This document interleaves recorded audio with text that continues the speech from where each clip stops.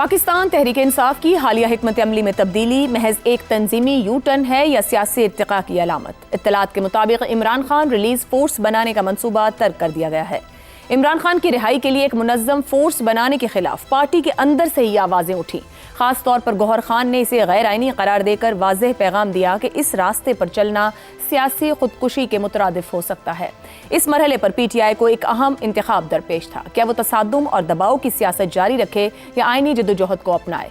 बिलाखिर party ने दूसरा रास्ता इख्तियार किया जो ज्यादा हकीकत पसंदाना और सियासी तौर पर महफूज समझा जाता है।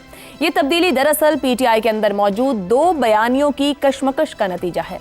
एक बयानिया फौरी नताइज के लिए सख्त इक़दामात का हामी था, जबकि दूसरा सियासी सब्र के जरिए आगे बढ़ने पर यकीन रखता है। इस बार गालिब आने वाला बयानिया वही है जो माजी के वाक़यात और सानेहात से सबक हासिल करने पर जोर देता है। नई हिकमत अमली में एक और अहम पहलू यह है कि एक बड़े अपोजिशन इत्तेहाद की बात की जा रही है, जहां महमूद खान अचकज़ई जैसे रहनुमा अहम किरदार अदा करेंगे। यूं क्या यह कदम इस बात का इशारा है कि पीटीआई अब तनहा जद्दोजहद के बजाय इज्तिमाई सियासी दबाव को ज्यादा मौसर समझना शुरू हो गई है। मजमूई तौर पर कहा जा सकता है कि फोर्स के तसव्वुर से दस्तबरदारी दरअसल सियासी हकीकत पसंदी की जानिब वापसी है। ताहम असल इम्तिहान अभी बाकी है। क्या सियासी तहरीक इमरान खान की रिहाई को मुमकिन बना सकेगी या फिर यह हिकमत अमली पार्टी के लिए मायूसी का सबब होगी? इसी पर पैनल के लिए सवाल रखेंगे। बानी पीटीआई की रिहाई के लिए बनाई फोर्स का मंसूबा खत्म, फैसला पार्टी के अंदर खौफ की अलामत या सियासी बलोगत की निशानी? ज़ैगम खान साहब, ये जो पॉलिटिकल स्ट्रेटजी में एक चेंज नज़र आता है, मुज़ाहिमत से मुफाहिमत की तरफ ये अप्रोच ऊपर आई है, आपके ख्याल में सियासी बलोगत कहलाई जाए या फिर इस वक्त पार्टी जिस सूरत हाल से गुजर रही है खौफ है, खौफ की अलामत है? पहली बात तो ये है कि ये इमरान खान रिहाई फोर्स का आइडिया किसी बहुत बड़े जीनियस का आइडिया था, जिसने सोचा कि ये पीटीआई के लड़कों की मार कुटाई में अगर कोई कसर रह गई है तो वो भी अब पूरी हो जाए, मजीद भी इनकी ठुकाई लगवाई जाए। आप देखिए कि नाम क्या है, फोर्स। इस वक्त पाकिस्तान में जो हालात हैं और जिस तरह से रियासत ने सख्ती की है फोर्सेस की, और फोर्स बनाना ही गैर कानूनी है, और ये ज़ाहिर है उस तरह की फोर्स नहीं थी, एक पॉलिटिकल पार्टी है, लेकिन फोर्स का नाम रखना ही कितना ख़तरनाक काम है कि पहली हुकूमत ठुकाई को तैयार फिरती है और फिर आप लिख लो अपना नाम फोर्स कि आओ और मुझे टक्कर मारो। और फिर आप देखिए जिस तरीके से बनाई गई जी, बगैर किसी बड़े के बुजुर्ग के मशवरे के।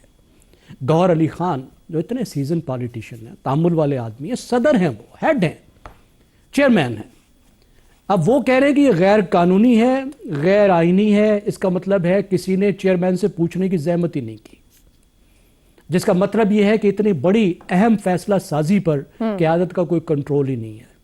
बड़े बड़े फैसले जिसका दिल करता है वो कर देते हैं। एक से ज़्यादा जो सेंटर्स ऑफ पावर बने हुए हैं और वो अपने तौर पर ऐसे बड़े बड़े फैसले कर रहे हैं। मगर एक स्टेप बैक होकर अब एक पोजीशन ली गई है ज़ैगम साहब, इससे कोई डिविडेंड मिलेगा पीटीआई को? देखिए बहुत अच्छी बात है। पहला डिविडेंड तो ये है कि बेचारे नौजवानों की मारनी पड़ेगी। देखिए जाहिर है एक सियासी जमात में शामिल हुए हैं, इनके कोई ख्वाब हैं। आप और मैं जितने इख्तलाफ कर दें, वो एक सियासी जमात के साथ कुछ ख्वाब लेकर आए हैं, पाकिस्तान के लिए कुछ ख्वाब लेकर आए हैं। उनका ख्याल है कि ये पार्टी उनके ख्वाबों की ताबीर दे सकती है। आपकी मेरी राय जो भी हो, पहली तो बात ये कि उन बेचारों का जान बचना, उनकी ठुकाई ना लगना, ये भी बहुत बड़ा डिविडेंड। ठीक हो गया ज़ैगम साहब। फिर ये बहुत बड़ा डिविडेंड है कि आप सोच समझकर एक आईनी अंदाज में तहरीक चलाएं, फुल पार्टी को इस्तेमाल करें। पार्टी की होते हुए क्या जरूरत है आपको इस तरह के काम? बिल्कुल सही है, बिल्कुल सही हो गया। रज़ा रूमी साहब, क्या पार्टी के अंदर मौजूद जो हॉकिश एलिमेंट है इस नर्म हिकमत अमली को कबूल करेंगे या मजीद इख्तिलाफात का बायस बन सकती है ये हिकमत अमली? देखिए इख्तिलाफात तो बिल्कुल जो हैं मौजूद हैं और मौजूद रहेंगे, और उसकी बुनियादी वजह यह है कि पार्टी की जो सिमत है उसका तयन करने वाली कोई ऐसी सेंट्रल शख्सियत नहीं है इस वक्त जो कि इमरान खान की अदम मौजूदगी में पार्टी को डायरेक्शन दे सके। मुख्तलिफ ग्रुप्स हैं, इंटरेस्ट ग्रुप्स हैं, पावर ग्रुप्स हैं, उनके अपने अपने अज़ाइम हैं, अपने अपने अप्रोच है। और ये जो आइडिया था ये भी गालिबन किसी एक डोमिनेंट ग्रुप की तरफ से आया था, क्योंकि आपको मालूम है कि जब से नेपाल में, बांग्लादेश में ये सो कॉल्ड जेन ज़ी इनकलाबात आए, तो उस ने बहुत इंस्पायर किया पाकिस्तान तहरीक इंसाफ की ऑनलाइन जो पूरा उनका एक इको सिस्टम है, और उन्होंने कहा कि हम भी इसी तर्ज के ऊपर जो है एक इनकलाब लेकर आएंगे और उस उनके इनकलाब से जो है पाकिस्तान की जो मौजूदा रजीम है उसके किंगरे हिल जाएंगे।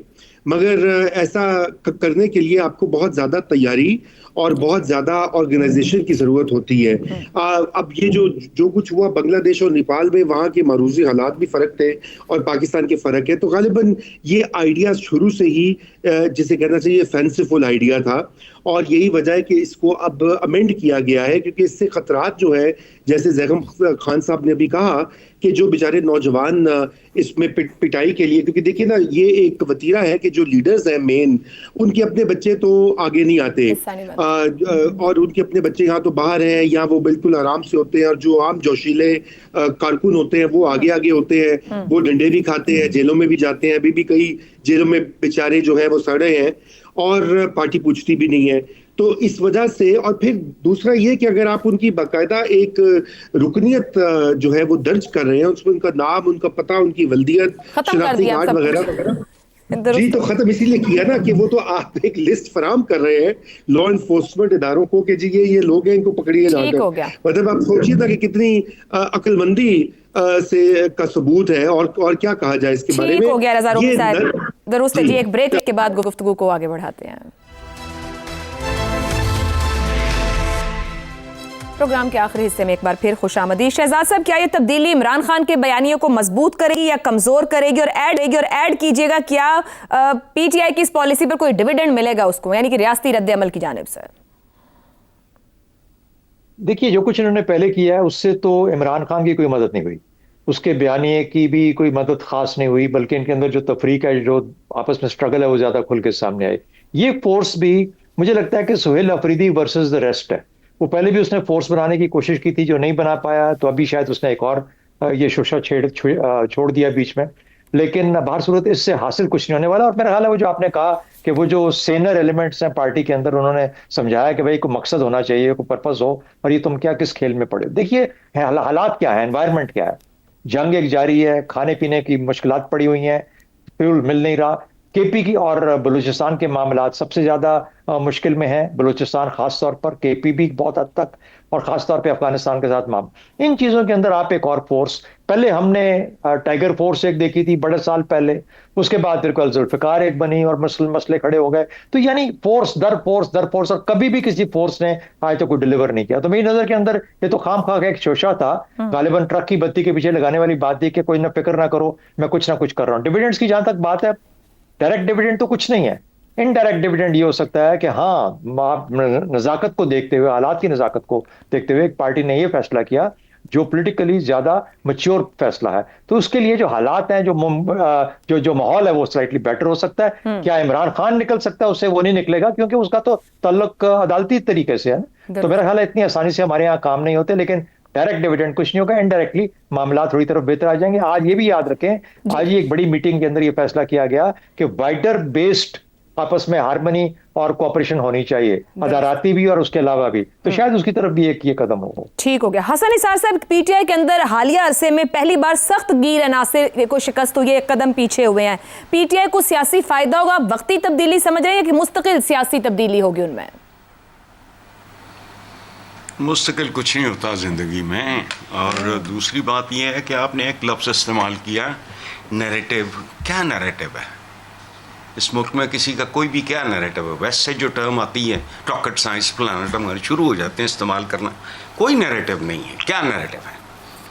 पाकिस्तान की किसी भी पॉलिटिकल पार्टी का नैरेटिव बताएं। वो चीफ सर्स की तरह नारे से लगाते हैं, अल्लाह अल्लाह खैर, रोटी कपड़ा मकान से शुरू होके आज तक आ जाओ, हद हो गई। अच्छा देखो, आपने कहा कि भाई अंदर खौफ की अलामत या सियासी बलूगत, ना खौफ है ना बलूगत है। ज़रूरत के मुताबिक उन्होंने एक पैंतरा बदला है जिसे आपने पाजेब में पहनाने की कोशिश की है। नाम कोई भी रख दें, एहतजाज बहरहाल एहतजाज होता है, जो शुरू हो तो उसका आखिर प्रेडिक्ट करना किसी के बस की बात नहीं। अच्छा, नाम तो एलीट फोर्स भी है, अभी कहा हमारे किसी दोस्त ने, वो ना एलीट है ना फोर्स है कोई। फोर्स क्या होता है? वो एक शेर सुन लो आखिर पे, जी सुनाइए। ढंग की बात नहीं। हम भी बहुत अजीब हैं, इतने अजीब हैं कि बस खुद को तबाह कर लिया और मलाल भी नहीं। 78 साल हो गए। चलें जी, हसन निसार साहब ने जो शेर पर ख़त्म करते हैं, हम भी बहुत अजीब हैं, इतने अजीब हैं कि बस खुद को तबाह कर लिया मगर मलाल नहीं।